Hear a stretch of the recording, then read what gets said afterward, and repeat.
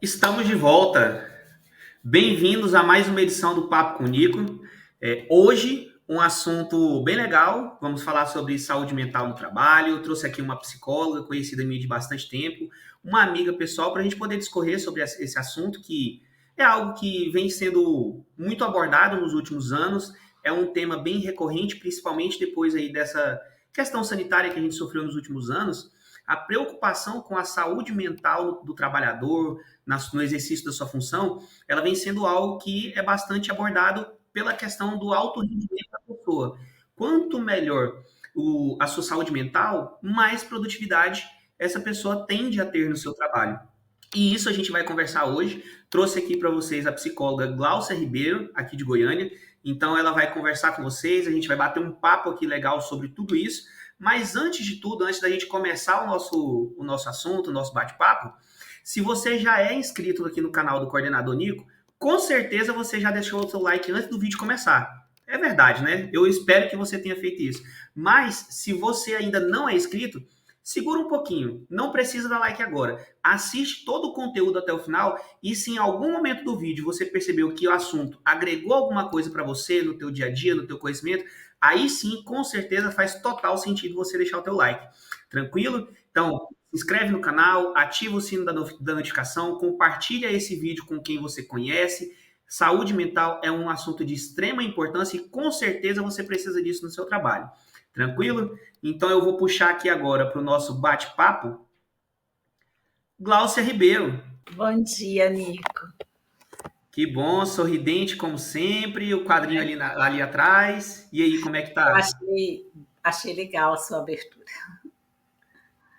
Legal, muito bom, Gláucia. E até para que o nosso público, que agora ele também vai ser seu público, vai te conhecer, né, Gláucia? Se apresenta um pouco, conta um pouco quem que é a Gláucia Ribeiro, de onde você veio, sobre a tua formação, conta um pouco da tua carreira profissional, Gláucia. Você tem tempo? Com certeza. Olá, gente. Olá, amigos e seguidores do Nico. Obrigada, Nico, pela oportunidade de estar aqui. Obrigada a todos vocês pela audiência. Eu sou psicóloga, eu tenho 55 anos e aproximadamente uns 30 de formada, né? Me formei em psicologia. Naquele tempo só tinha psicologia aqui na PUC, então eu me formei na PUC. E hoje eu trabalho com consultório, com clínica, basicamente, né? Mas não foi sempre assim. Eu comecei minha vida profissional dentro de empresa, fiquei muitos anos dentro de empresa. Ainda hoje faço alguns trabalhos, Nico, você sabe, né? Mas assim, hoje eu escolho qual que é a empresa que eu quero fazer o trabalho, qual é o tipo de trabalho que eu quero fazer. E isso tem a ver com o nosso tema, né? Com como nós podemos lidar, dentro da realidade que nós temos hoje, com a nossa própria saúde, porque eu tenho uma crença que tem uma interferência muito grande da cultura, do modelo, né, da relação trabalhista que é fora, mas também tem um tanto que é dentro. Não sei se todo mundo pode dar conta ou escolher ou tem a oportunidade de resolver o dentro. Para mim foi bem difícil, eu levei anos para conseguir resolver o dentro de mim, né? Mas eu vejo que a gente está num momento muito legal para resolver o fora também.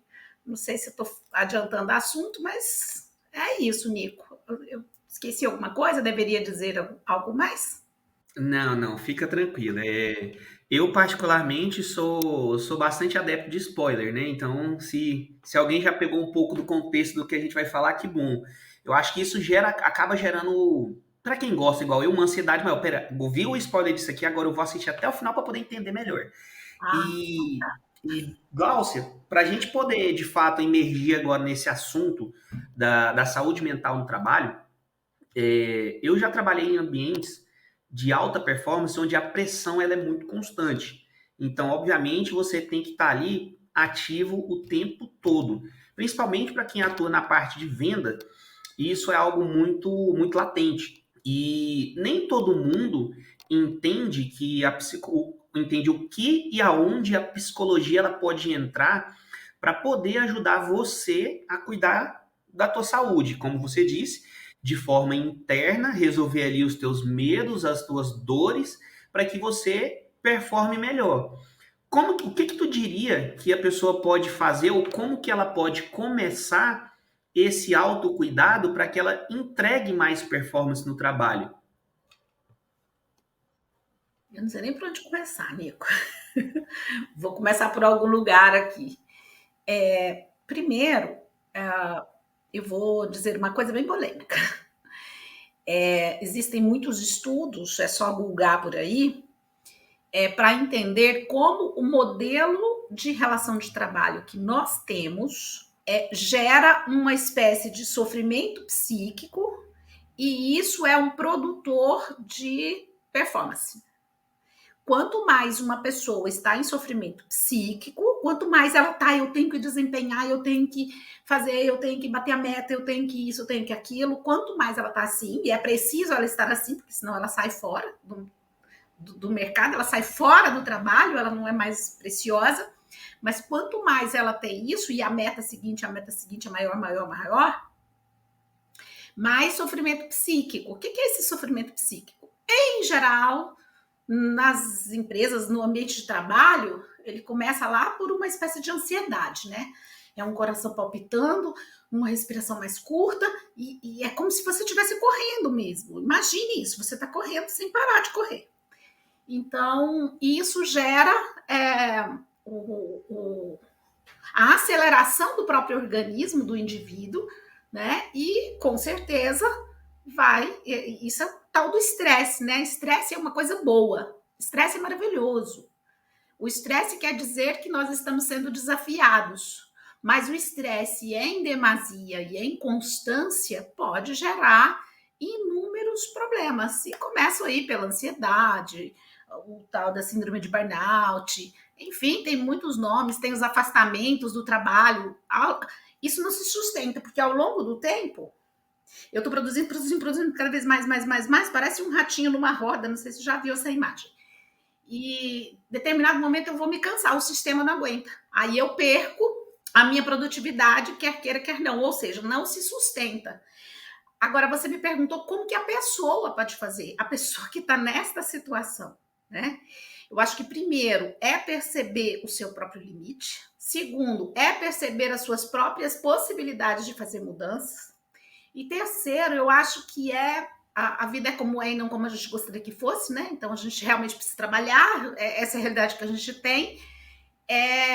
Então acaba a corda estourando do lado mais fraco, que é o trabalhador ali, né? Então, às vezes é preciso abrir mão de muitas coisas. É preciso dar passos para trás para poder dar passos para frente. Eu estou falando um pouco da minha história, tá? Eu estou falando de mim mesma, porque foi como eu fiz. Então, a gente tem uma negociação que a gente tem que fazer com a realidade, em favor, em função da própria saúde, do próprio bem-estar. Não sei se eu respondi. Entendi, legal. Viajei. Oi? Viajei muito? Não, tá tranquilo. Deu para entender. Você acabou se colocando na situação, vamos dizer assim, você se colocou como um centro do problema para mostrar como que você fez para resolver. Primeiro você mostrou ali uma questão de autoconhecimento, de se conhecer, de se perceber, para que depois você pudesse melhorar, porque muitas vezes as pessoas elas querem dar o melhor de si, mas elas não se preparam para isso, elas simplesmente falam, vou dar meu melhor e vamos embora. Mas e aí, como que você vai dar seu melhor, sendo que você não sabe aonde você pode chegar? E para quem não sabe onde pode chegar, qualquer caminho serve. E Gláucia, muita gente no dia a dia, no cotidiano, eu mesmo, há uns anos atrás, vamos dizer assim, há uns 15, 20 anos atrás, eu tinha muita concepção de que quando a pessoa falava assim, fulano precisa fazer uma terapia, é porque fulano tá louco. E não é assim.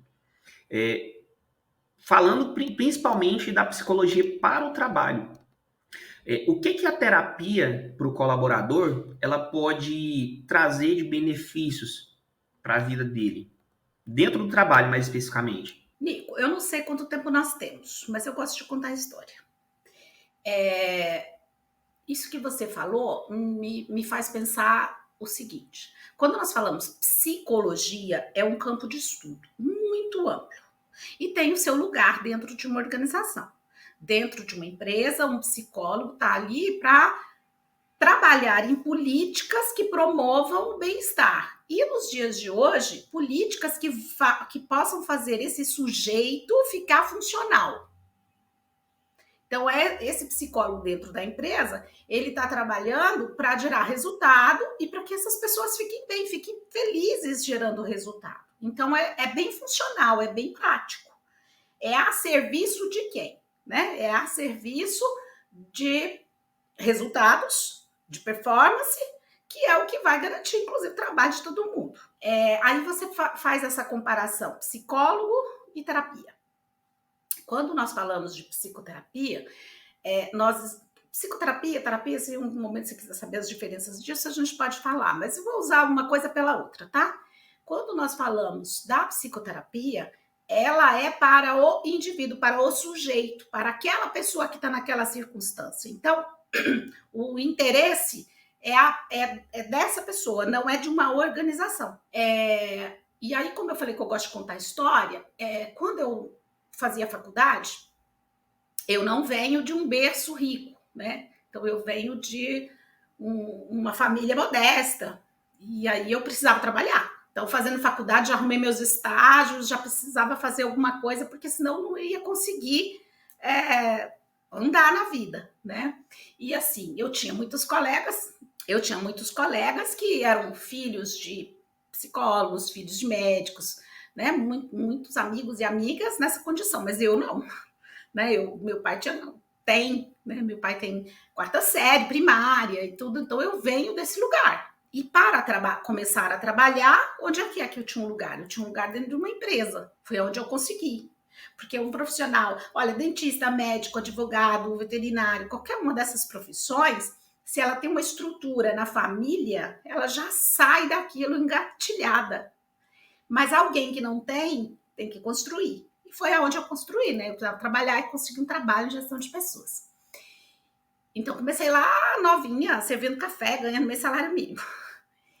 Mas eu gostava, era muito legal. E ao longo desse estágio, eu fiz estágio desde o início da faculdade, eu fui aprendendo muito, aprendendo sobre as relações, aprendendo sobre tudo, mas era um trabalho que precisava estar a serviço dos resultados e das metas.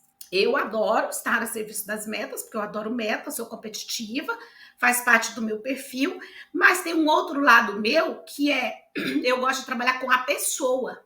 Só que eu não sabia disso. Então, no dia a dia de trabalho, eu tinha muito sofrimento, por quê? Porque eu queria ajudar as pessoas, e às vezes eu ia ajudar as pessoas e atrapalhava a empresa. Mas mesmo assim, eu fiquei 20 anos, talvez um pouquinho mais, né? E eu dava resultado. Atuava com comercial, com operacional e tudo, assim, um pouco de tudo ali, né? E tinha uma liderança muito forte, então eu conseguia formei muita gente. Mas tinha sempre aquela insatisfação. Quando eu tive uma situação muito difícil na minha vida pessoal, e conciliando isso com o trabalho, porque, vamos falar uma coisa, trabalho para homem é uma coisa, para mulher é outra. Então, eu tendo que conciliar tudo isso, eu adoeci, porque eu tinha meta para bater, eu tinha equipe para cuidar, eu tinha resultado para dar, e eu tinha a minha questão pessoal, na minha vida pessoal, para dar conta de tudo isso. Então, eu fiquei adoecida, até porque a pressão era muito grande, a empresa que eu trabalhava era muito competitiva. Olha, lá a gente tinha um lema assim, olha, nossa diretoria falava assim, você atira e eu pinto o alvo. Então, eu tinha que estar sempre procurando ali, né, onde é que está o alvo para eu atirar. Então, o meu sistema não suportou. Então, eu fui uma pessoa que adoeci, mas eu não sabia que eu estava adoecida. Como é que eu descobri? Um belo dia entrou um gestor, um líder, uma pessoa que inclusive morreu na Covid, sinto muito por isso, uma pessoa muito especial para mim. Ele veio de fora e ele falou, olha, você É incrível, você voltado para resultado, você tem capacidade produtiva, você tem liderança, você está doente. Isso era um final de ano, assim, tipo agora, novembro. E ele falou assim: sua meta para o próximo ano é fazer terapia. Até então, eu conhecia o quê? Os trabalhos de aconselhamento de RH, porque era o que eu fazia, né? O trabalho de aconselhamento do RH está voltado para manter, estabelecer e gerar a funcionalidade desse funcionário. Não é para cuidar da pessoa, é para cuidar da pessoa dentro desse contexto, é um recorte. Não estou falando mal disso, porque é muito importante, tá? Mas para mim tinha todo um contexto, eu estava adoecida. Foi aí que eu fui fazer terapia. E foi aí que eu descobri. Isso foi em 2012. Então foi aí que eu comecei a descobrir que eu estava adoecida, que o meu sistema não estava dando conta. Então eu adoeci mesmo. Eu adquiri pressão alta, eu adquiri obesidade, e eu adquiri um comportamento muito irritadiço. Eu me lembro um dia que eu descendo, eu tropecei e caí. E uma pessoa, uma menina da minha equipe, veio me ajudar a levantar. E eu só dei um safanão assim, falei, não toque em mim. Olha o meu nível de estresse. Eu não podia receber ajuda, né? Então eu falo isso, me vem um pouco de emoção. Por quê? Porque é um estado de sofrimento que a maioria das pessoas, Nico, não percebe. Por quê? Porque do outro lado tem assim toda uma cultura dizendo que se você não produz, você é um fracassado. Então a terapia, ela vem, o meu trabalho como terapeuta, e essa foi a transição que eu fiz, porque eu queria ajudar as pessoas a olharem para elas mesmas, o que elas estavam fazendo com elas mesmas, porque eu estava fazendo isso comigo. Para quê? Para dar conta de trabalhar, ter sucesso, cuidar do meu filho, cuidar da minha casa, e ter meu dinheiro, né? Porque, assim, tem uma coisa, no mundo das empresas é assim, você precisa ter um propósito. Aí você, se não tem um propósito, você entra em desespero. Meu Deus, quantas pessoas eu já atendi?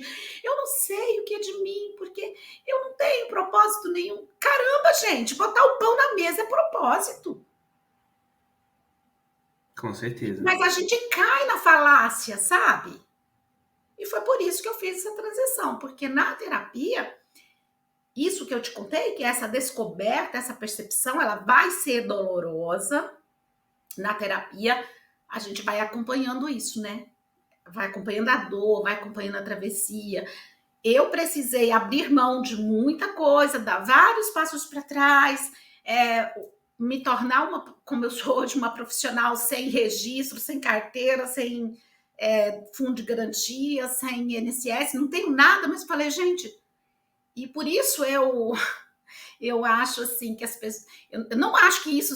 Eu sou uma empreendedora. Não. Eu sou alguém que, dentro da realidade que a gente tem, escolhi trabalhar uma coisa por hora, né? Porque eu atendo, né, a cada hora uma pessoa. E para isso eu tive que abrir mão de um monte de coisa, né? E reconstruir, recomeçar. Então, o que me possibilitou isso foi a terapia. Não sei se eu estou me expondo muito, mas eu acho que eu sou o melhor exemplo. Né? Não posso trazer exemplo dos meus pacientes. Ah, com certeza, porque tem até o sigilo da profissão, né, por essa questão da exposição, então é mais fácil a gente se colocar no meio da situação e falar o que a gente viveu, porque eu acredito, Glaucia, que as pessoas, elas tendem a se identificar mais com esse tipo de situação. Quando você passou por aquilo, porque hoje você é uma pessoa que você tem autoridade, além, obviamente, da tua profissão para falar sobre isso, mas você ainda tem mais autoridade porque você vivenciou isso na pele.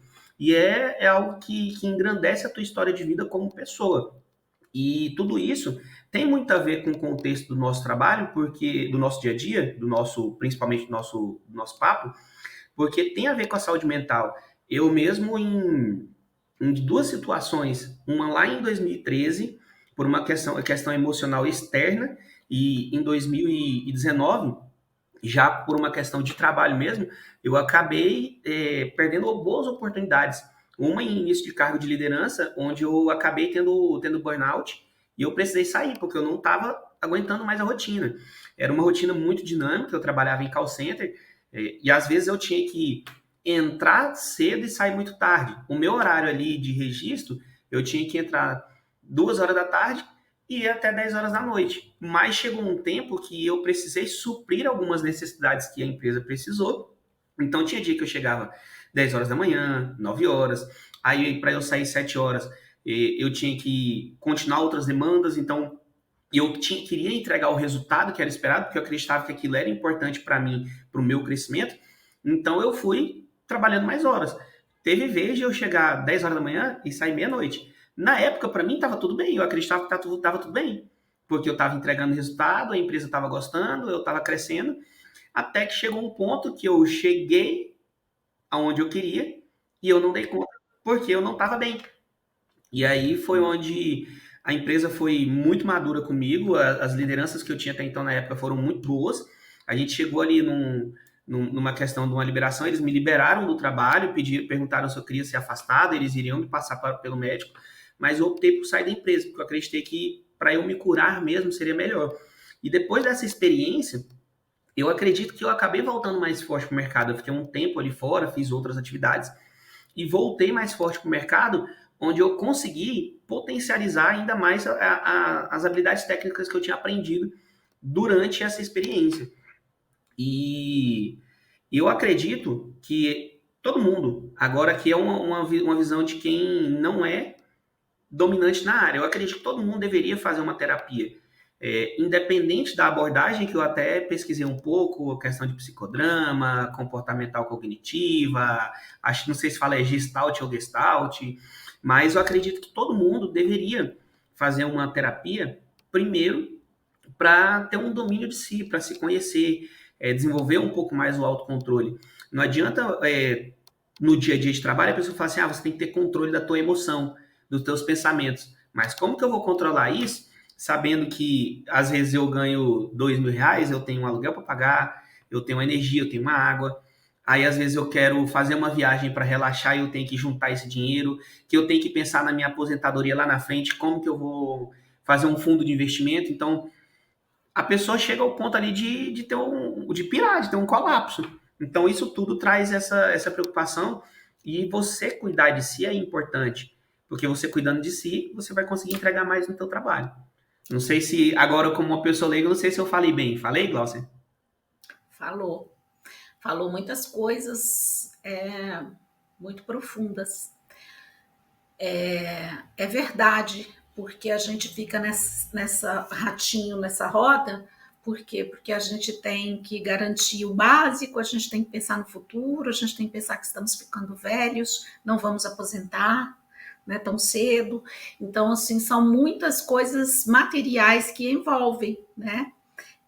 Porque se brincar, falta para pagar a luz, né? Então, assim, não é fácil, Nico. Se fosse fácil assim resolver, né? Eu converso com os meus pacientes sobre a transição. Primeiro, é importante uma prevenção, né? Então, se eu tenho alguém que ainda não chegou nesse lugar, a gente vai trabalhar a prevenção, mas é muito difícil ter alguém que ainda não chegou nesse lugar se o objetivo dessa pessoa é tratar as questões relacionadas ao trabalho. Porque na terapia tem uma frase muito legal que eu uso muito, que é assim: o amor, o trabalho, o conhecimento. Amor, trabalho e conhecimento são fontes da vida, deveriam também governá-la. Então eu não existo a profissional e a pessoa. É um bolo. É tudo junto, né? O que vai fazer a diferença é onde é que eu estou colocando a minha libido, a minha energia, o meu desejo, onde é que eu estou colocando a minha capacidade de realização. Eu estou colocando trabalho, então eu estou tirando de onde? Aí vem as pessoas e falam, é preciso ter equilíbrio, né? Olha, é preciso ter consciência, porque às vezes nem sempre é possível ter equilíbrio. Às vezes a gente precisa realmente colocar mais no trabalho, às vezes a gente colocar mais na relação afetiva, né? Se você tem essa consciência, você pode balancear a coisa. Mas, enfim, o que eu defendo sempre, eu sempre defendi isso desde que eu era estagiária, é que a gente precisa fazer uma transição. E é preciso a gente identificar exatamente o que a gente quer fazer. No meu caso, por exemplo, vou citar o meu, sempre o meu, né? Porque os meus pacientes eu não posso. Então, o que eu tinha? Eu, dentro da empresa, gostava de trabalhar com as pessoas. Então, às vezes, eu pegava uma pessoa, tipo assim, o Nico, da minha equipe, ou da equipe de outra pessoa. Como eu virei a conselheira, eu era psicóloga, as pessoas me procuravam. Então, eu ajudava a pessoa a fazer as escolhas dela como pessoa para a vida dela, o que era melhor para ela. Aí ela ia lá, tomava determinada atitude e aí vinha a gestão. E aí essa pessoa não garantia a atitude que ela tinha tomado e dizia, fiz isso porque a Glaucia falou que era para fazer. Então, aí quem é que levava as broncas? Eu. E aí eu comecei a perceber que eu queria trabalhar com as pessoas, eu demorei, tá? Para chegar nesse lugar. Que eu queria trabalhar com as pessoas que trabalham nas empresas e não com as empresas. Para fazer essa transição, eu levei de 2013 a 2019, só para fazer essa virada de chave, porque eu comecei a pensar, a sonhar, imaginar onde é que eu poderia usar o meu saber, o meu talento, de forma que eu não prejudicasse ninguém e de forma com que eu me sentisse realizada, né? Então, eu me lembro uma moça, quando eu fazia orientação de carreira na FGV, e chegou uma moça, né? E lá minha função era orientar a pessoa de qual curso ela deveria fazer. E só que ela tinha morado muitos anos fora do país e ela estava com muita dificuldade de se adaptar. E aí eu conversei com ela, percebi isso, né? Fiquei muito condoída, né, com ela, com como ela estava sofrendo com essa readaptação no país dela. E falei, olha, eu acho que você pode procurar grupos de apoio, você pode fazer atividades coletivas, clubes, essas coisas. Fui lá e me meti com alguma orientação para ela. Ela agradeceu e foi embora. E ligou na ouvidoria e disse que eu tinha avançado os limites, que eu tinha, sabe? Isso foi uma virada de chave. Isso foi em 2013. Eu falei, o que eu tô fazendo? Porque eu achava que eu estava dando o meu melhor naquele momento.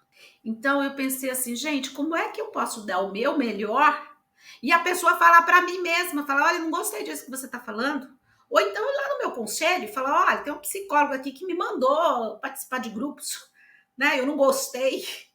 Então, assim, sem que eu afetasse os resultados e as metas de uma organização como um todo, e uma organização que eu não conheço, que não está nem perto de mim, né? No caso, na época, eu trabalhava na FGV. E foi assim que eu comecei a transição. Então, primeiro eu sonhei, depois eu pensava assim, nossa, mas para eu fazer uma transição para o meu consultório, eu quero ter um consultório aqui em minha sala, porque eu faço o que eu quiser, né?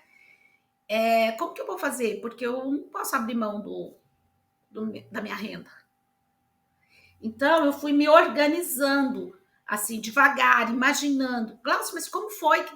Olha, eu tive um momento muito ousado e que foi incrível. Eu tinha um diretor na época, que você conhece, o Fred, e eu cheguei para ele e falei, olha, eu quero fazer isso, eu quero sair desse trabalho, no máximo em 3 anos, né? Porque eu quero... Eu contei para ele essa situação, né? Inclusive, o feedback sobre a ouvidoria veio dele, né? E aí ele me entendeu.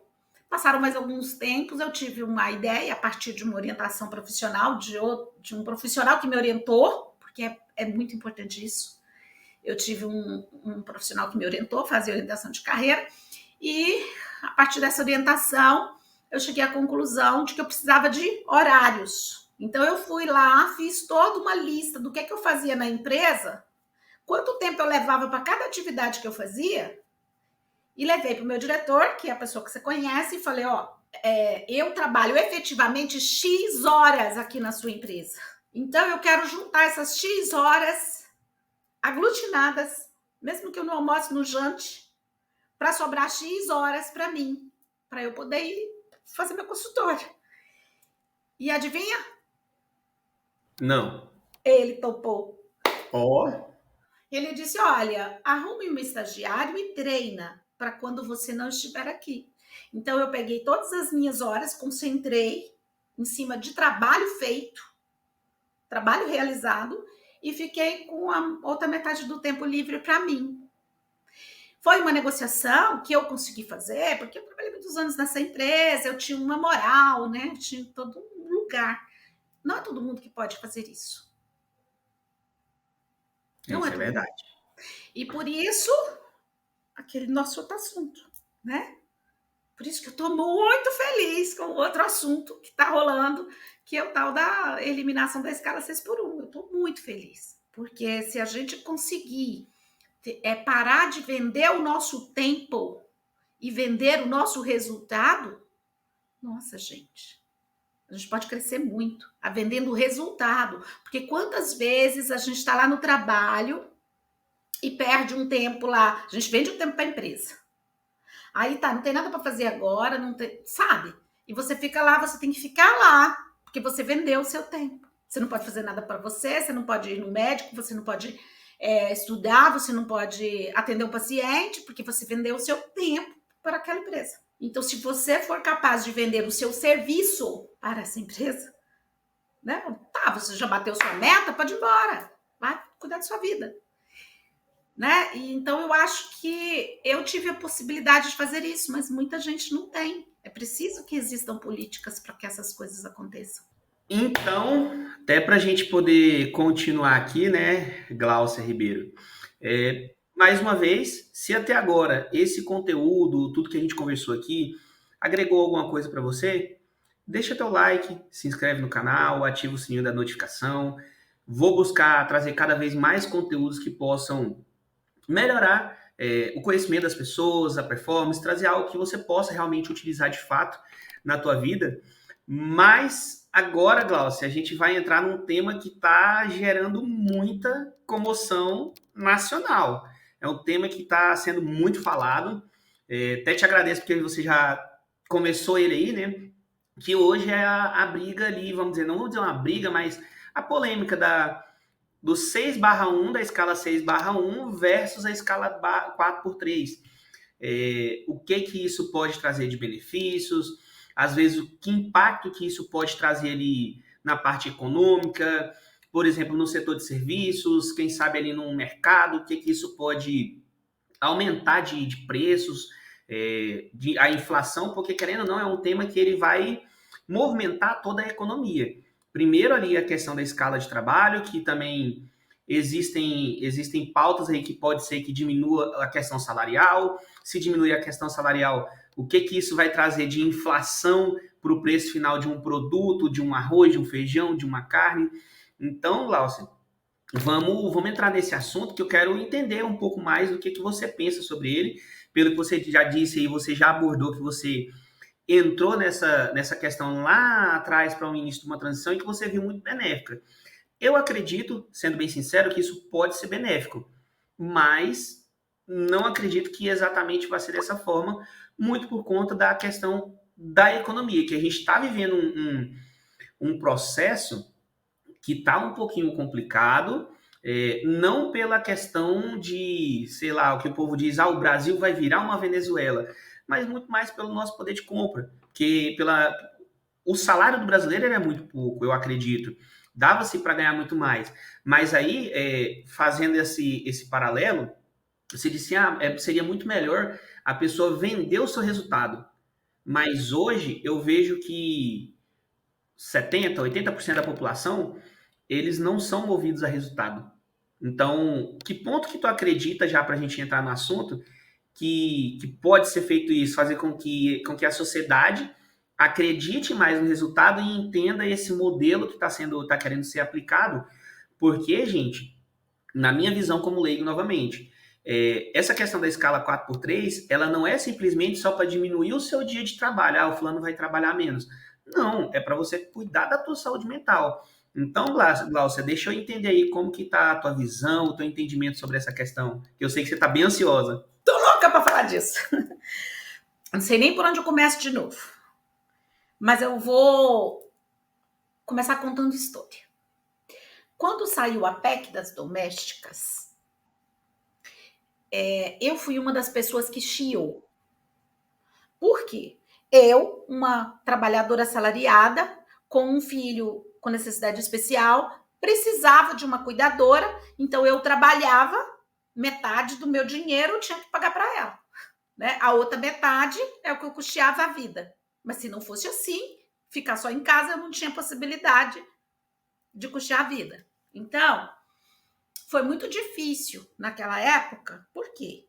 Porque eu não sabia como eu ia fazer para conseguir ter uma funcionária me ajudando, porque isso ia aumentar muito os meus custos. Por outro lado, lá dentro de mim tinha e ainda tem uma crença que a gente precisa distribuir riqueza e não pobreza. Então, se ela é um outro ser humano que não teve a oportunidade que eu tive, e se eu tive, isso é valor meu, tá?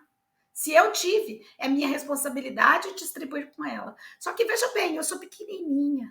O cara, dono daquela empresa de telemarketing que você trabalhou, ele tem lá 2 aviões.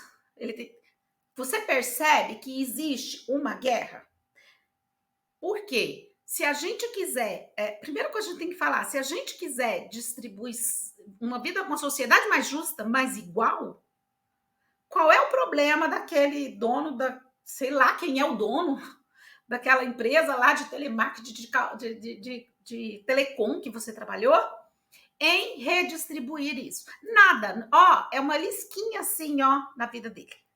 Cláudia, mas e os pequenos empresários? Nico, deixa eu te falar uma coisa. Hoje existe um movimento, é o movimento VAT. Eu já participo do movimento VAT há muitos anos, porque eu já defendo essa ideia que tem que haver uma mudança, né, nessa carga horária, né, como nós nos dedicamos. Então, eu achava já, tem um ano já que eu conheci o movimento VAT, que eu assinei e tal, e acompanho. Por quê? Muito se fala por aí porque a inflação vai subir. Gente, não tem nada feito. É só o movimento que está dizendo assim, vamos olhar para isso. Não tem nada, não tem lei ainda, não tem justificativa. Então, é um debate. Eu já ouvi, ao contrário de você, que há vários congressistas, eu não sei nem, né, gente que decide sobre isso no debate nacional, dizendo que é preciso olhar para como vamos fazer com as empresas menores, se é possível desonerar, né? Mas vai ter diminuição de salário. Não tem nada disso decidido. Inclusive, a proposta é não diminuir. Então, a gente precisa buscar as fontes certas para se informar, tá? Então, a primeira coisa é essa. Segunda coisa, aquela pessoa que tem uma pastelaria e tem um funcionário, ela precisa ser, essa empresa pequenininha, ela precisa ser tratada diferente daquela empresa de telecom que você trabalhou. Então, tudo isso são debates. Glaucio, mas assim, hoje eu li uma pessoa falando assim, nós não temos preparo para falar sobre isso. Quando é que nós vamos ter? Quando foi instituído o 13º, diziam que eu fali o país. Quando foi instituída a carga horária de 48 horas e foi instituída como 44 horas, disseram que a gente ia pedir na rua. Por que a gente vai pedir na rua um país tão rico, com gente tão rica que tem 3 aviões e 2 helicópteros, enquanto você ganha um salário mínimo? Então, isso é distribuição. A gente precisa distribuir renda. Não é pobreza que a gente tem que distribuir, não. A gente tem que distribuir riqueza. Então, quem tem mais e teve mais oportunidade de ter mais, precisa abrir espaço para quem não teve oportunidade e tem menos, né? Então, é essa visão que eu tenho. Eu acho maravilhoso, que bom que a gente está falando disso. E aí eu quero entrar num outro assunto. Estão falando por aí. Então, não tem que ter escala. Vai ter a escala 4x2, 5x2. Não tem nada decidido ainda. Não existe proposta.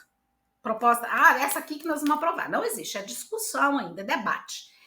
Mas estão falando muito que é para as pessoas ficarem com suas famílias, para as pessoas terem lazer.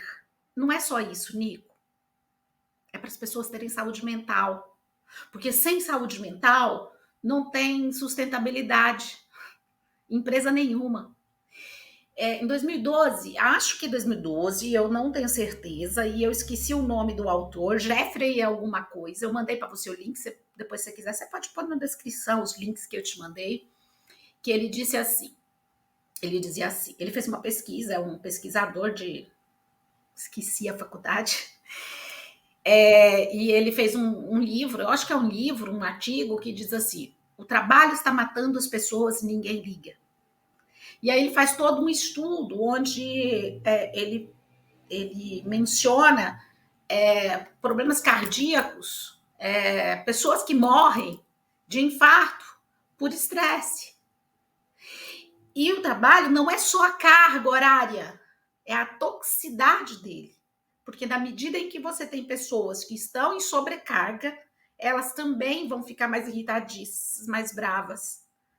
Então você também tem o problema do assédio moral, né? Então eu atendo, hoje eu estou pelo menos com 2 ou 3 profissionais que são mulheres executivas de alto padrão e que estão passando por assédio moral.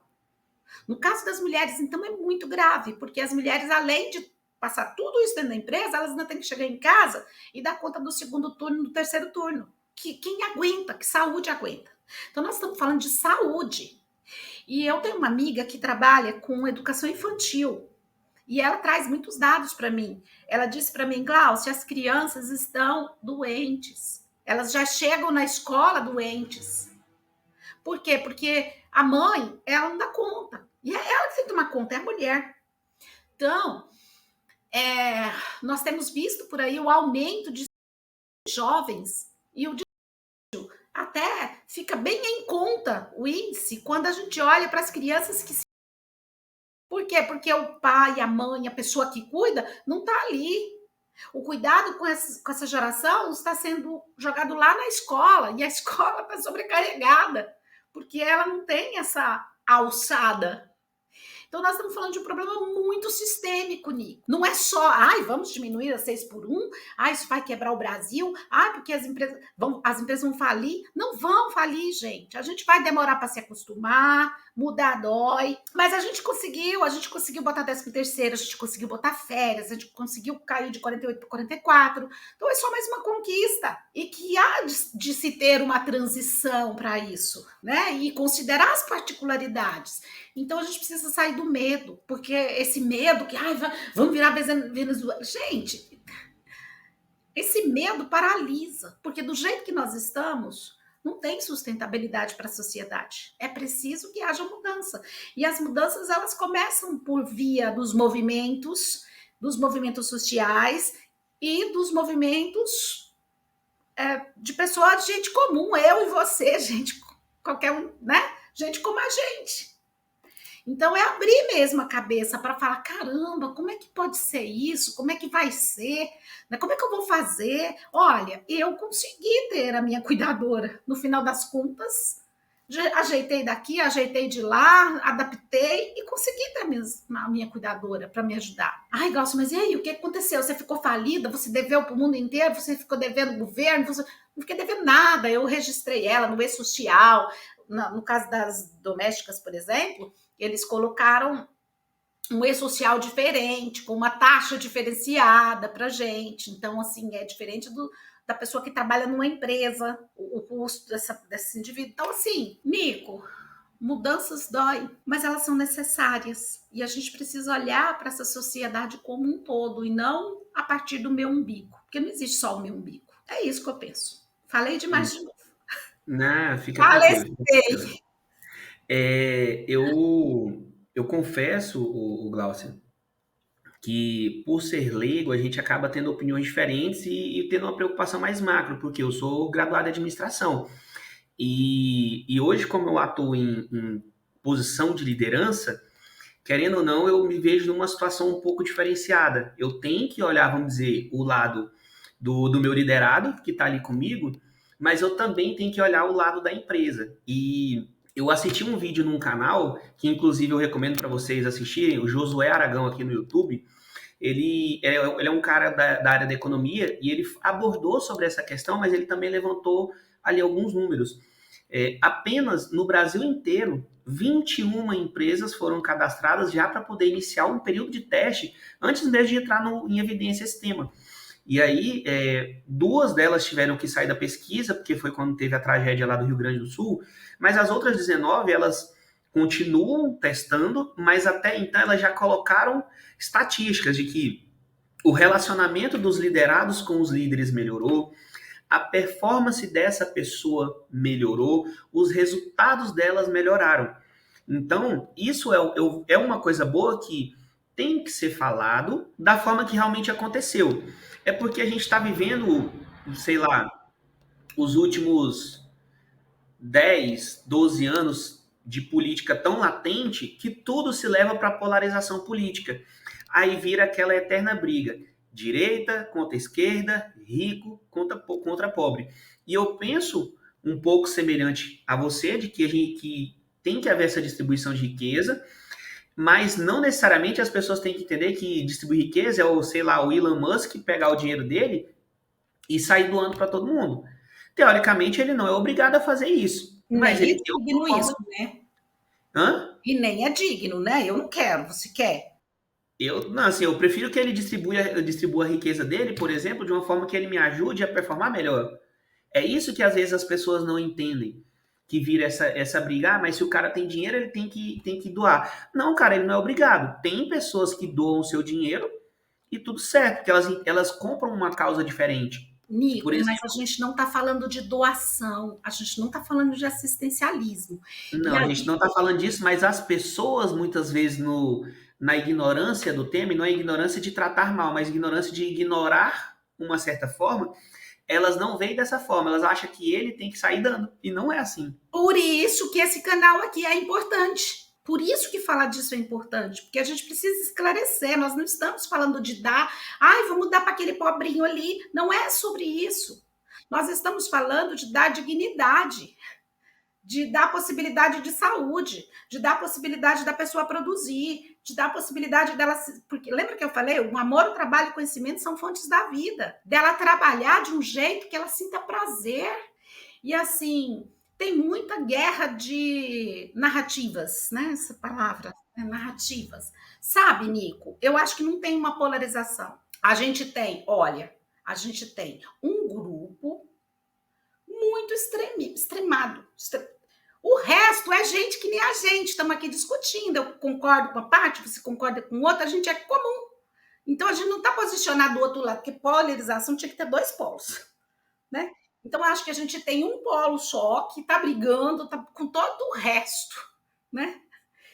Que assim, esse todo o resto não está na esquerda, não é isso. A gente está olhando para as necessidades reais. Então, primeiro, não gosto dessa coisa de polarização. Acho que não é polarização. E eu acho que o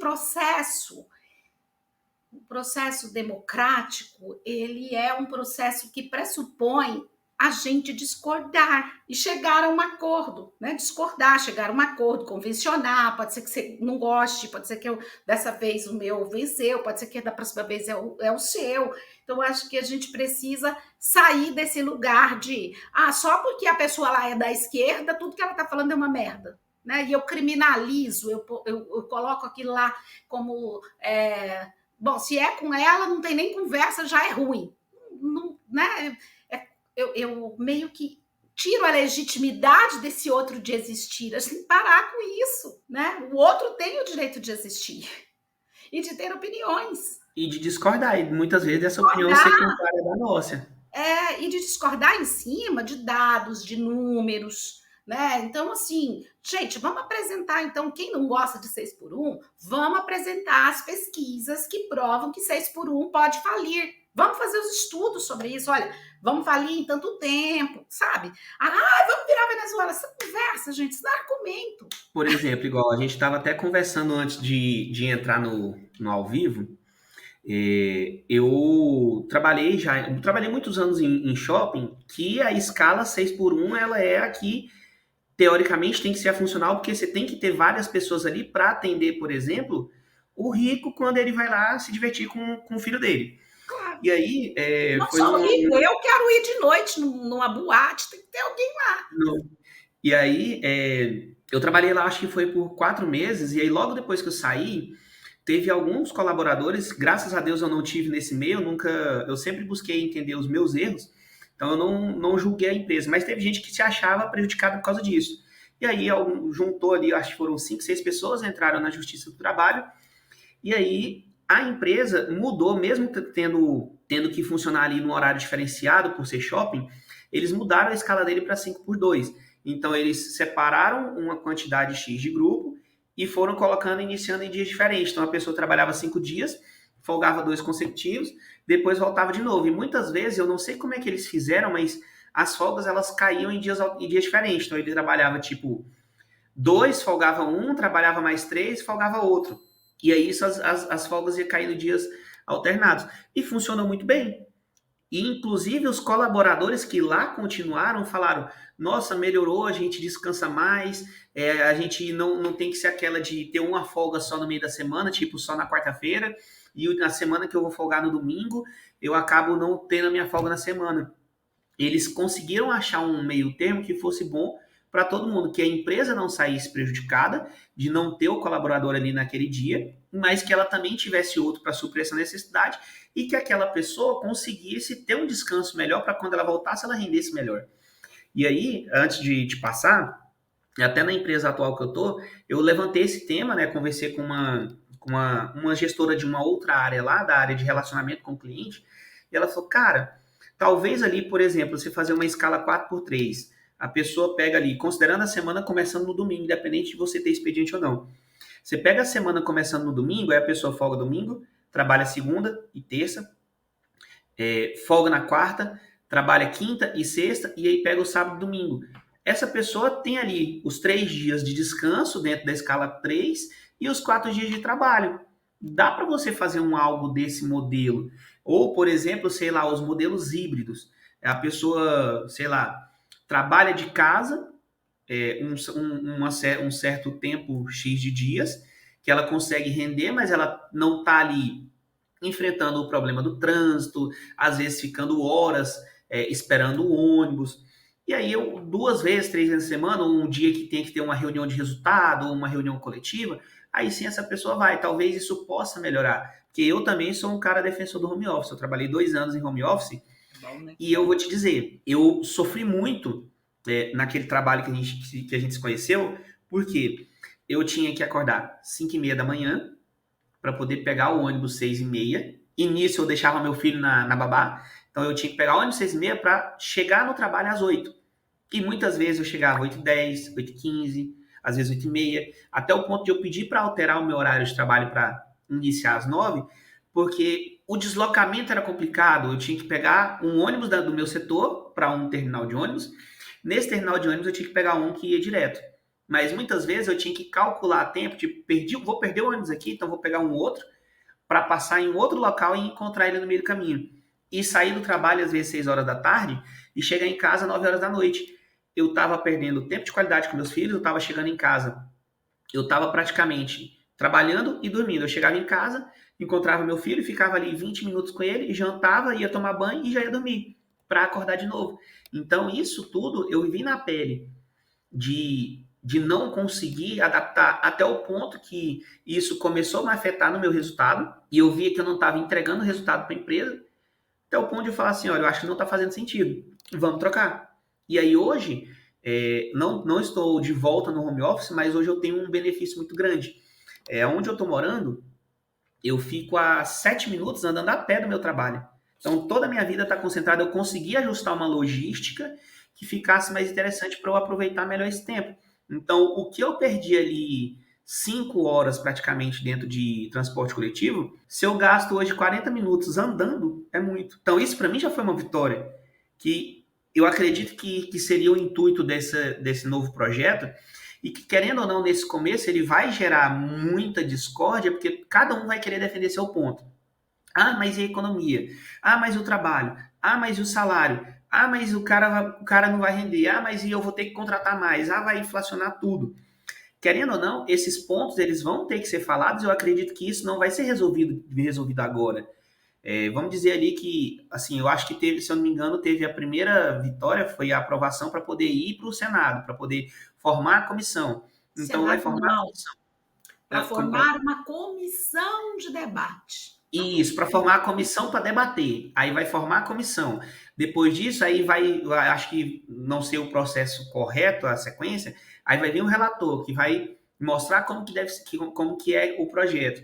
Aí vai vir as discussões, aí vai vir o economista, vai vir aquilo. Então eu acredito que isso é algo que vai levar ali pelo menos, sei lá, de 2 a 3 anos, vamos colocar aí. Eu Não acho tenho que ideia, acho que começou depende agora, muito da final de vontade, né? depende da vontade. Veio agora, final de 24. Aí 25, 26, eu acredito que isso é algo que a gente, que tendo uma vitória positiva, vai começar a ser colhido os frutos disso lá para 2027, 2028. Já existem projetos, Nico. Tem um projeto de um deputado que ele fala de uma transição de 10 anos. Assim, eu acho demais, né? Mas assim, quanto tempo precisamos para fazer uma transição, né? É preciso pensar em tudo isso. Então, acho que você foi falando, eu fui pensando em várias coisas que eu queria pontuar. Não sei como é que está o nosso tempo, mas eu vou Fica tentar à ser vontade. mais objetiva. Primeiro, o que a gente precisa? Vamos abrir a cabeça, vamos abrir o coração, porque o que a gente quer é que todo mundo fique melhor. Ninguém quer que as empresas fiquem falidas e não ofereçam mais oportunidade de trabalho. Isso é uma loucura, né? Então, enquanto trabalhador, eu não sou uma funcionária CLT de lugar nenhum, né? Mas eu posso me considerar, porque eu já fui, né? Então a gente não quer que as empresas fiquem falidas, que vão à bancarrota, não é nada disso. A gente quer conquista, né? Com a oportunidade, a gente quer a oportunidade igual de poder estudar, de fazer uma terapia, de ir ao médico, de poder deslocar menos tempo. E aí eu vou para o segundo ponto, Nico. Ninguém quer saber o que você passou nas horas antes e depois daquele horário de trabalho. Você sabe disso. Eu trabalhei muito tempo em gestão de pessoas. Quando eu ia fazer seleção, uma das coisas que eu perguntava era onde a pessoa morava e eu calculava para ajudar na seleção o menor tempo possível para aquela pessoa chegar lá. Mas o chefe não pergunta: o que você passou? Você conseguiu deixar seu filho na escola? Como é que está seu filho? Está com gripe hoje? Está com febre? Tá, a pessoa que vai cuidar do seu filho? Não, ele não te pergunta isso. E ele não tem que te perguntar mesmo, porque ele não é sua mãe e nem seu pai. Agora, para que você esteja ali trabalhando de corpo e alma, produzindo, feliz, você precisa ter a segurança de que o seu filho está lá bem, né? Então, assim, são conquistas, Nico. E a gente precisa abrir a porta para conquistas. Conquistas que vão ficar mais justo. E outra coisa, Nico, você disse, é o terceiro ponto que, engraçado, foi vindo, né? Outra coisa que você disse, que eu queria fazer um ponto. Vai ter muita polêmica, cada um defendendo o seu lado. Enquanto a gente estiver pensando nisso, isso que você chamou, vai ter muita gente defendendo o seu ponto, você vai ver que está baseado nisso. Sim. Né? Então, segue o dinheiro. Eu tive um professor na FGV que ele dizia assim, você sacode. Enquanto não cair uma moeda, não chegou no assunto. Então, assim, segue o dinheiro. Porque você vai chegar no cerne da questão quando você perceber que tem uma moeda ali. E aí, por que a gente fala, parece que isso é uma briga de classe? Tá, isso é uma briga de classe. Tem gente que está olhando para essas necessidades, tem gente que não trabalha 6 por 1, não, né? E não liga nada disso, está preocupado só com o tanto de moeda que vai estar no bolso dele. E eu estou falando por quê? Porque eu precisei fazer uma adaptação para ter uma funcionária. Então, eu sei como é que é estar nesse lugar. Não tô, né? Hoje eu não trabalho 6 por 1. Não trabalho mesmo. Mas eu tive que abrir mão de um monte de coisas por isso. Por quê? Eu não tenho INSS. Se eu quiser, eu tenho que pagar por minha conta para eu poder um dia me aposentar. Eu tive que abrir mão de tudo isso. Por que eu tive? Eu não sou uma trabalhadora. Eu não estou produzindo para esse país. Eu não consumo também. Então, meus colegas Ubers, porque assim... Glaucia, você é psicólogo, psicoterapeuta, você tem um consultório igualzinho meu colega Uber.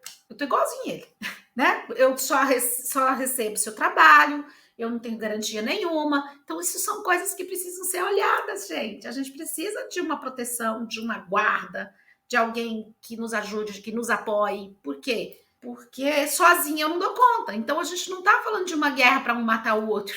A gente está falando de um acordo, uma conquista para a sociedade social, para a sociedade. Esses são os pontos. Acho que não me esqueci nenhum. Exato, exato. Um tema, é bem interessante. Eu particularmente, Glaucia, Eu gosto desses temas que geram essa comoção, porque a gente fala muito da briga de classe, mas, por exemplo, também falou-se da polarização. E aí o que acontece? Independente do que for, é, a classe mais rica, obviamente, ela vai, igual você disse, vai entrar na parte do dinheiro. Não só a Mas, mais rica, não. independente de quem é, aí falando de política, direita ou esquerda, nessa hora vai ter que estar todo mundo junto, porque vai mexer no próprio bolso, vai ser algo que vai ser para ele. Aí, independente se o cara é rico, se o cara é pobre, se o cara é de direita, de esquerda, se é negro, se é branco, se é índio, todo mundo agora vai ter que discutir sobre isso, porque é algo que vai ser para todo mundo. E aí, lá na frente, sei lá, daqui 5, 10, 15, 20, 30 anos, é onde o pessoal vai entender que foi. Porque, querendo ou não, isso é algo que vai vir muito de histórico, vai vir muito de história. E a pessoa vai ter que estudar um pouco para entender aonde que ela pode chegar, aonde que isso vai chegar, entender todas as brigas de classes, como você disse que já teve, todas as lutas de classe que já tiveram, para entender como que isso vai afetar benéfica e maleficamente, que eu acredito que vai ter muito mais benefícios do que malefícios, porque a gente está falando de uma saúde mental. Porque as empresas, elas cobram da pessoa, igual você falou assim, eu trabalho 6 por 1, mas o cara, não, mas você tem que estudar, você tem que procurar um curso, você tem que se aperfeiçoar, você tem que se preparar para você crescer, você tem que buscar uma pós-graduação, Que você tem hora? que buscar um curso de extensão. Que hora? Meia-noite às Porque 6? O que você faz? Nada, né? Então, essa hora. muita gente fala, eu cansei de ouvir isso, falar assim, o que você faz de meia-noite às 6? E Se aí, vira. Se vira. por exemplo, tem uma frase que o povo que fala muito assim, talvez eu vá até falar errado, mas trabalhe enquanto eles dormem, estude enquanto alguma coisa. E aí eu sigo o Joel J, e o Joel J fala disso, não, isso aí tá errado, não é trabalhe enquanto eles dormem. Trabalhe enquanto eles trabalham, durma enquanto eles durmam. Porque Adoro o Joel J. Adoro o isso Joel também já é J. cuidar da saúde. Então, assim, tem que ter esse cuidado. E eu, agora, nessa fase aqui que eu estou buscando trabalhar na comunicação, me desenvolver ainda mais, eu estou tendo que pensar muito e polir o que eu comento, porque eu tenho uma responsabilidade agora. Eu trouxe aqui, por exemplo, você que é dominadora, que é da área da psicologia para conversar, mas eu não sou um cara que entendo muito da área da psicologia. Então eu tenho que tomar cuidado no que eu pergunto para que você também tenha uma resposta assertiva, mas para que a pessoa que me segue ela entenda o que a gente está passando aqui. Mas eu tenho que tomar cuidado do que eu falo para não gerar sei lá, algo que vá ter atrito. Um cancelamento. Não, na verdade, Glaucia, a questão do cancelamento em si, como eu tenho, sei lá, hoje eu fui hackeado no Instagram, então eu tenho lá, sei lá, 100 seguidores que eu iniciei de novo a rede, aqui eu tenho quase 100 inscritos. Eu não considero, eu não digo que eu seria cancelado, mas obviamente, pelo contexto geral, eu já me preocupo disso agora, para quando lá na frente eu tiver, sei lá, 1.000, 10.000, 50, 100, 200.000. Eu tenho que preocupar com isso porque é uma responsabilidade minha. Porque, querendo ou não, eu sou uma pessoa que eu estou buscando influenciar outras. Então, se eu estou buscando influenciar, eu tenho que me preocupar do que eu falo. Muita gente fala assim, eu sou responsável pelo que eu falo, não pelo que você entende. Aqui, nesse momento que eu sou responsável pelo que eu falo e pelo que eu quero que você entenda. Então, eu tenho que preocupar da forma que eu passo a mensagem para não gerar essa divergência e não gerar uma briga, não gerar uma discussão. Porque, por exemplo, querendo ou não, acaba-se que muito isso vai virar o lado político. O antigo presidente, tudo que ele falava, gerava uma coisa e não é o que ele falava. Muita gente entendia, às vezes, da forma errada e ia. Hoje já é outra coisa, e virou essa briga. Por isso que eu digo que tem essa polarização que virou. Igual o bordão que colocaram, a briga do amor, do bem contra o mal, do amor e do ódio. Então, tem que se ter esse cuidado. E aí, Glaucio, eu acredito que até para a gente não começar a levar para cunho político, esse não é o intuito, pelo menos nessa conversa.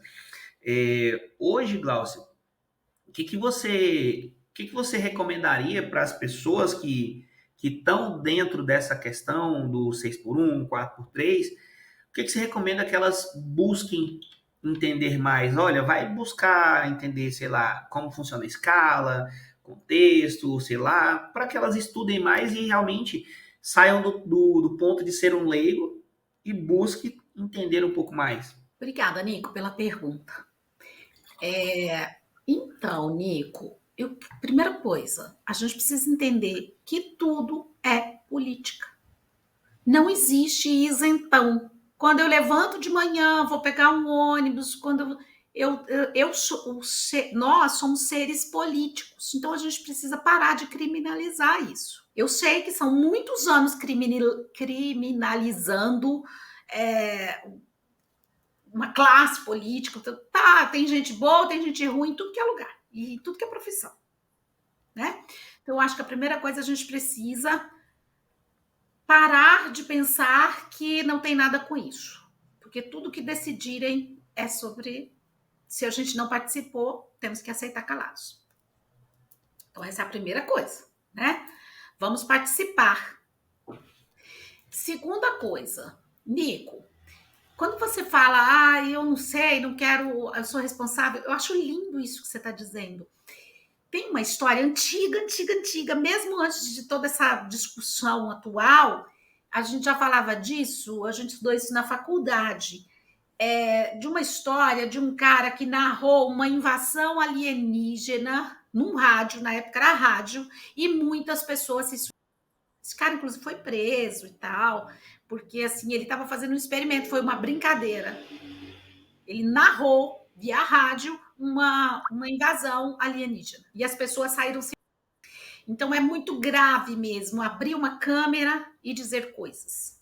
No entanto, se você tem um lugar ético, porque o que a gente vê por aí é muita gente inventando coisas, indo para polêmica, batendo para ganhar like, porque isso dá dinheiro. Não importa. Eu vi uma moça outro dia, não vou entrar quem que ela era muito assim, brigona e tal, e não sei quantos mil seguidores e tarará, a mulher, enfim.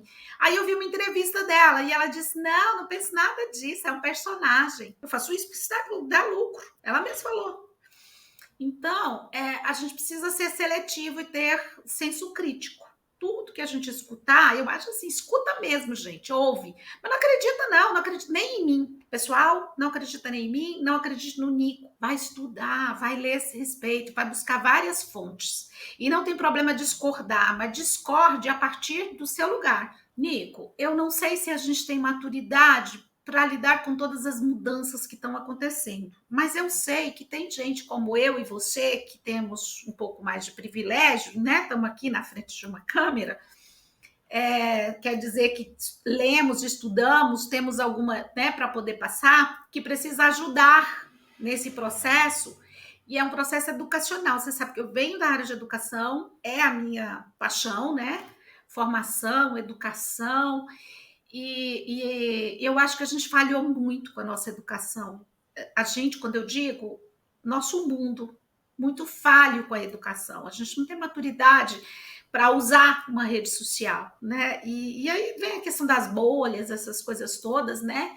E tudo isso é muito assustador. E ser um ser político é poder questionar isso. Questione. Será que essa pessoa está falando é verdade? Tá, mas combina comigo? Combina, sabe, assim, combina com os meus princípios, né? E esses meus princípios, será que esses meus princípios é o mesmo princípio do Nico? Será que isso que eu penso, o Nico tem que me seguir, fazer igual eu penso? Ou será que eu posso entender que o Nico tem uma outra vida, uma outra realidade, uma outra construção? E ele não é mal por isso, ele só é diferente. Então eu acho que a gente precisa começar a questionar. E eu acho que o seu trabalho com o seu canal, e já que você está se propondo a isso, porque eu não fui tão corajosa como você, é isso, é educar, é estar ali para ajudar com que as pessoas possam ter liberdade de pensar diferente e se sentirem seguras por serem diferentes. E esse ser diferente é dentro de um construto ético, né? Um dia a gente pode vir aqui falar de ética, moral e lei, porque é tudo diferente. Ética, moral e lei. A minha ética é minha, a sua é sua. Moral, a gente já está lidando com uma situação um pouco mais ampla. E lei é uma coisa que está feita para se cumprir. Se você não gosta dela, vai lá, se eleja tal, e faz um movimento, faz um movimento, muda essa lei, que nem está acontecendo agora, né? Então a gente precisa achar um lugar de cidadania. E é isso que eu digo para as pessoas: antes de você fazer uma busca pessoal, vou fazer autoconhecimento, vou lá para terapia com a Glaucia. Quando você vier aqui para terapia comigo, eu vou trabalhar você, mas você dentro de um meio, né? É você dentro de todo um contexto. Um contexto, inclusive, que é maior. Porque nós dois, Nico, é maior do que eu, né? Então tem uma terceira coisa aqui quando nós dois estamos juntos. Se nós somos três, esses três é maior que nós dois. E a gente precisa começar a desenvolver essa consciência.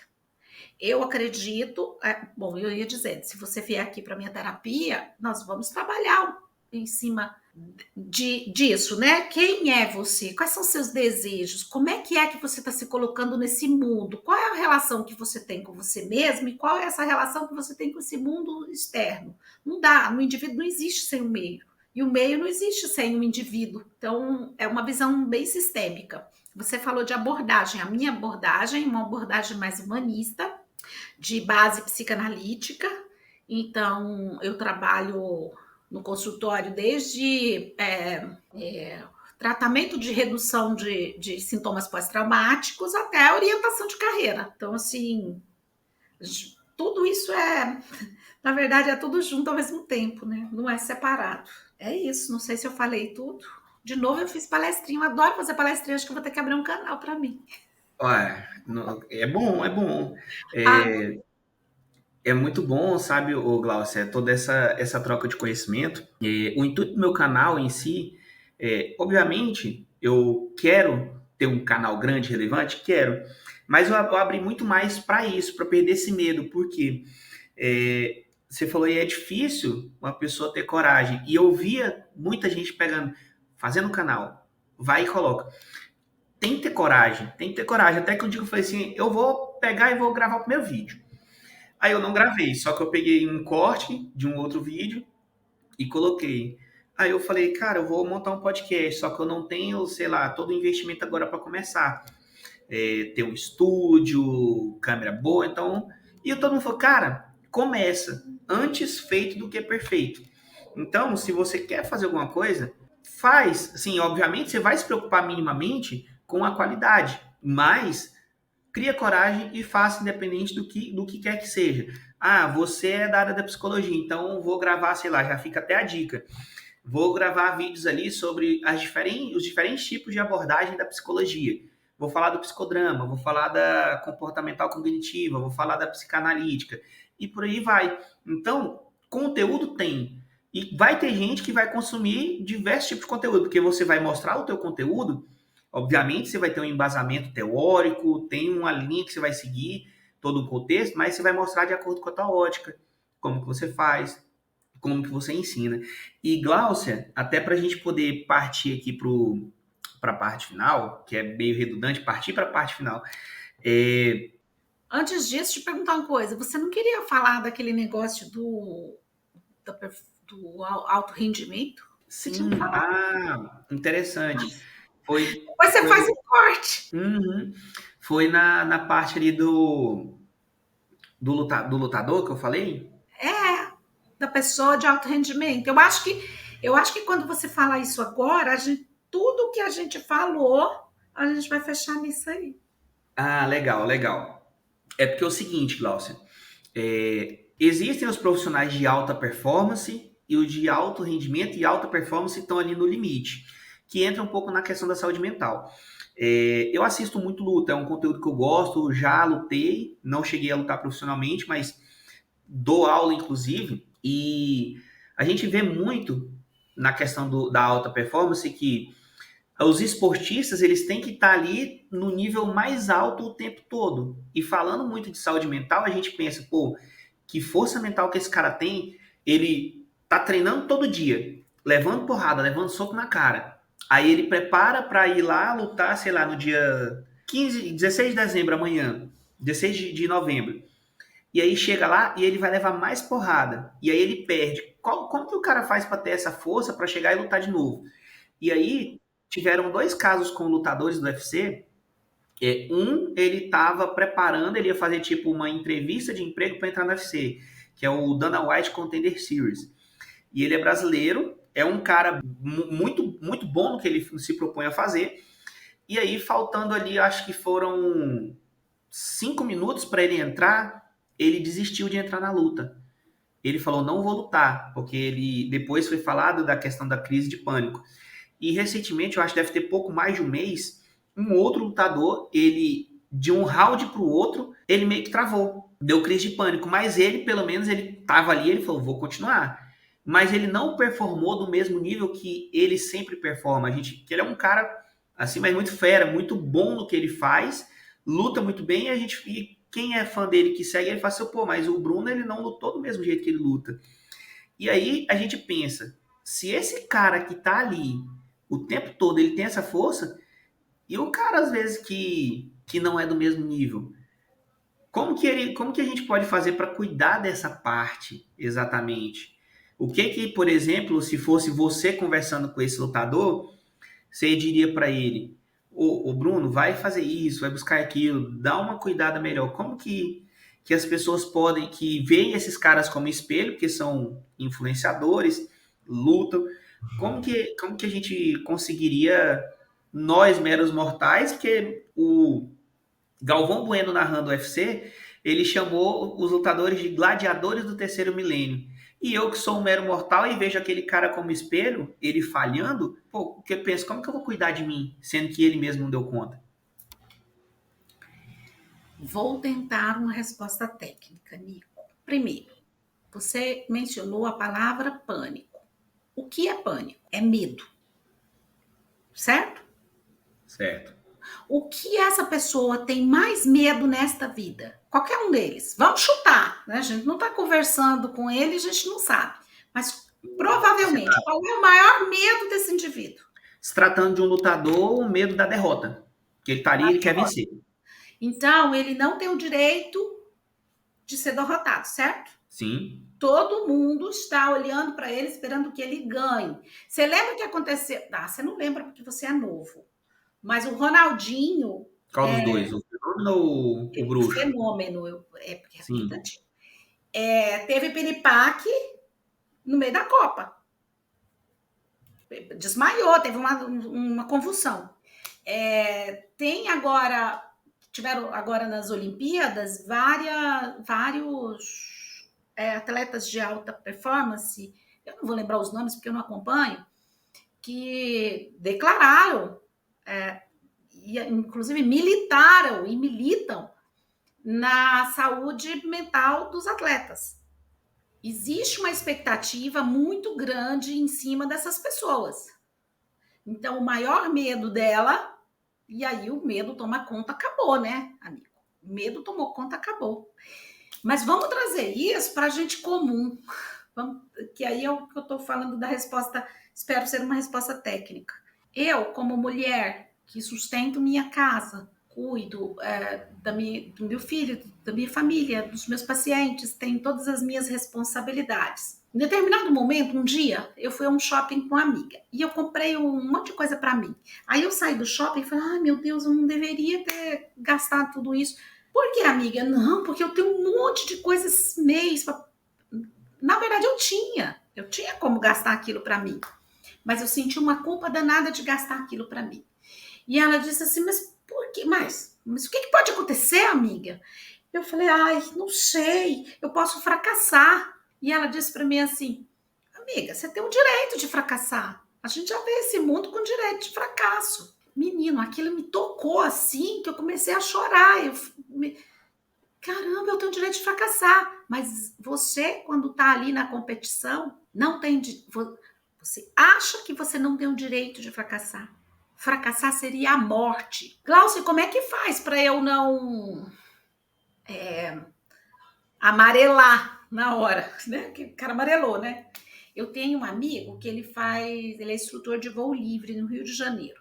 E ele tem, inclusive, um estudo, ele tornou-se neurocientista, ele é neurocientista, e ele fez um estudo porque ele percebeu que quando ele ia pular da pedra com o cliente dele, né, que ia lá voar com ele, tudo estava organizado. Na hora de pular, o que acontece? Eles têm que fazer um movimento como se estivesse correndo mesmo no ar. Então, eles continua batendo as perninhas quando sair da pedra. E o que ele percebeu? Quando chegava na borda da pedra, a pessoa paralisava e não corria. E ele tinha que sair sozinho, segurando a asa, desequilibrada, porque o cara não estava fazendo a parte dele. E aí ele começou a estudar sobre isso para trabalhar com os clientes dele, para que os clientes dele não entrassem nessa paralisação do medo. Então ele começou a trabalhar com respiração, para você dissipar o seu medo. Porque o que é o medo? Quando eu tô com medo, tô sendo bem técnica, tá? Quando eu tô com medo, eu fico em apneia, travo o meu diafragma, levanto os meus ombros, fixo o meu olhar, paralisei. É o pânico. Não consigo fazer nada. Então, o que eu preciso? Eu preciso voltar para a terra, voltar para o corpo. Volta, encarna de novo. Respirar, sentir os pés, sentir o corpo, fazer movimento, fechar os olhos, abrir a boca, massagear o rosto. Eu preciso voltar para sair do medo. Por quê? Porque eu já treinei, eu já sei, já tá, né? Tá tudo bem se eu fracassar, né? Tem uma crença lá dentro, se eu fracassar eu morro. Mas tá tudo bem também se eu fracassar, porque aí eu tô lidando com a realidade, porque não é verdade se eu fracassar eu morro, você concorda? Sim. Tá, então eu preciso lidar com a realidade. Se eu fracassar, eu dei o meu melhor, eu fiz o que eu estava pronto para fazer. Então, Nico, essa coisa, você é um pobre mortal, tem a possibilidade de se sair muito melhor do que aquele de alto rendimento que você viu lá, aquele lutador. Por quê? Porque para você está tudo bem, você já sabe que você pode fracassar, sabe? Você já sabe que você pode ser derrotado e está tudo bem, que para você é um aprendizado a mais. Olha, veja que você está num nível de preparo muito melhor às vezes, né? Então, os profissionais de saúde mental, a função deles com esses atletas é ajudá-los a lidar com a emoção do medo, né? Estou partindo dessa hipótese em cima do exemplo que você me deu. Legal. Mas eu imaginei isso mesmo. Querendo ou não, seria de fato uma resposta mais técnica, justamente por causa disso. Aí, obviamente, a partir de agora, isso abre o campo para estudo, porque, obviamente, eu também vou rever esse vídeo, eu vou buscar entender um pouco mais, porque eu tenho essa palavra. Enquanto você foi falando, muitas pessoas, quando eu converso, eu falo, olha, eu não tenho medo de tentar. Surgiu um desafio novo, vamos meter a cara e vamos lá, vamos para cima. Mas muitas vezes eu tenho medo de não conseguir. E quando eu não consigo, a frustração, ela acaba sendo muito grande. Por exemplo, usando a palavra que eu falei, nós meros mortais, eu como pai, na minha situação, eu acredito que eu tenho medo de falhar na educação dos meus filhos, porque isso é uma responsabilidade que eu vou guiar eles para o resto da vida. Então, hoje, esse é o meu maior medo como homem, falhar com os meus filhos, falhar na educação deles. Então, tudo que eu posso fazer para estar ali da melhor forma possível, eu faço.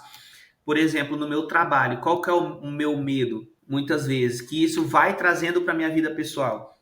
Falhar na entrega da minha meta, porque eu sei que se eu não entregar minha meta, financeiramente eu não vou estar bem. Então, isso eu já posso acabar falhando também na minha casa. Então, é uma questão que a gente tem que trabalhar esse medo. E que muitas vezes a gente vê nos atletas que eles têm uma resistência maior. Não é que eles não têm medo. Eles continuam tendo, mas eles têm uma resistência maior e eles conseguem batalhar mais. Então, por isso que eu busco assistir muito, acompanhar muito esportista por isso, por essa questão. Vejo muito podcast que vão atletas, inclusive trabalho nisso, porque eu também tenho que ter esse autocuidado para eu poder preparar os meus atletas quando eu estou ali no campo, treinando eles, preparando eles para estarem no meio do futebol e até na luta também. E aí, Glaucia, para para a galera poder chegar até você, conhecer um pouco mais do trabalho da Gláucia, te acompanhar nas redes, como que funciona para te achar no Tá. Instagram, no LinkedIn. Tá. A gente começou falando. Em algum momento a gente falou do medo, mas a gente começou. A gente terminou exatamente no mesmo ponto que a gente começou, né? Uhum. Enquanto você fala, eu fiquei pensando, acho que o nosso grande problema é o medo. Na comunicação, o medo de virar Venezuela, o medo, é o medo. Então, nós estamos sendo dirigidos pelo medo. Precisamos lidar com o medo. Meu Instagram é @psi_Glaucia_Ribeiro. Psi, PSI, Glaucia Ribeiro. Tá lá. Lá tem um link para o meu Zap, e também para minha agenda do consultório. Tem meu LinkedIn, que é Psi Glaucia Ribeiro, não tem nada além disso, então é todas as redes. Não tenho outras redes. Eu atendo presencial e online. Então, segundas e quartas eu atendo presencial e os outros dias da semana eu atendo online. Isso faz parte da minha organização com a minha agenda de trabalho, lembra? Sim. E trabalho com grupos de mulheres. Só entra menina, tipo Luluzinha mesmo, né? Porque Uhum. eu entendo que nós mulheres precisamos nos fortalecer cada vez mais. E muito obrigada você e vocês meninos, que são nosso apoio, nossa força para defender, inclusive, que a gente possa estar nessa jornada, né? Muito bom ter vocês aí na luta com a gente, mas nós temos conquistado muitas coisas, mas ainda precisamos conquistar muitas coisas dentro de nós mesmas. Então, eu tenho um grupo terapêutico de meninas, de mulheres. É Legal, isso. legal, muito bom. E uma coisa que eu sempre faço no final aqui, Glaucia, das minhas conversas, eu sei que você vai conseguir fazer isso de uma forma muito boa. Se fosse hoje o seu último dia de vida, qual a mensagem que você gostaria de deixar para as pessoas? Eu acho que eu já fiz, né? Fiz antes de falar meus contatos. A gente precisa sair do medo. O medo de saber, o medo de conhecer, o medo de estar na vida, porque é muito assustador estar na vida. Às vezes a gente tem mais medo de viver do que de morrer. Então, eu acho que para fechar a nossa conversa, né, hoje, ficou para mim, né, a gente precisa sair do medo, respirar Perfeito. mais, estar mais presente, estar mais consciente e deixarmos de sermos movidos por ameaças, por medo em geral. É isso. Perfeito, Glaucia. Muito obrigado pelo papo. Eu imaginava que a gente ia ter um papo bem legal mesmo.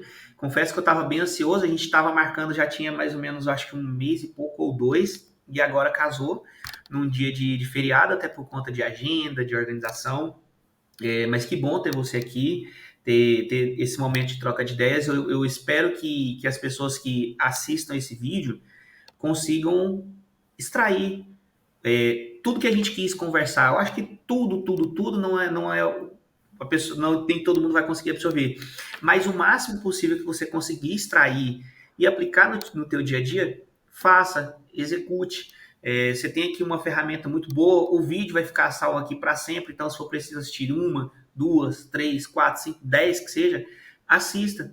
Não tenha medo de assistir várias vezes e anotar. Mesmo, porque dá engajamento. Também dá engajamento. Se você gostou do conteúdo, se você gostou do vídeo, até se você não gostou também, é o teu direito teu. Deixa teu like, deixa a tua inscrição, compartilha esse vídeo. O nosso bate-papo, a nossa conversa, ela não acaba aqui, ela está só começando, então a gente também se vê nos próximos conteúdos. Mais para frente vou trazer outros profissionais da área da psicologia para que a gente possa abordar ainda mais temas sobre isso. Então, deixa teu like, teu dislike, deixa teu comentário. Se tiver alguma pergunta, deixa aqui que eu vou olhar os comentários. Se eu não souber responder, eu vou entrar em contato com a Glaucia. Glaucia, fizeram essa pergunta e trago a resposta dela aqui. Então, galera, muito bom ter vocês aqui hoje acompanhando esse vídeo. Pode perguntar também lá na minha rede. Estou à disposição. Isso, podem mandar para ela. Fala que foi lá do vídeo do podcast. E é isso, galera. Um grande abraço para vocês, um beijo. Até o próximo conteúdo. Abraço.